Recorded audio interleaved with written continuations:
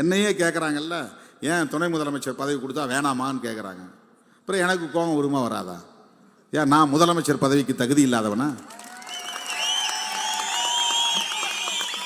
யார் யாரோ கிளம்புறான், நானும் ரவுடின்னு என்னையும் அரெஸ்ட் பண்ணுங்கிறான்.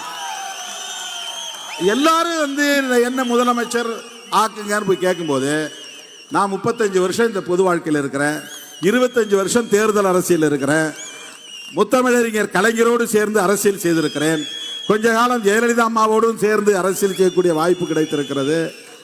நீண்ட காலம் இன்றைக்கு திராவிட முன்னேற்ற கழகத்தின் தலைவர், தமிழ்நாடு முதலமைச்சர் தளபதி அவர்களோடு பயணிக்கிற வாய்ப்பு கிடைத்திருக்கிறது.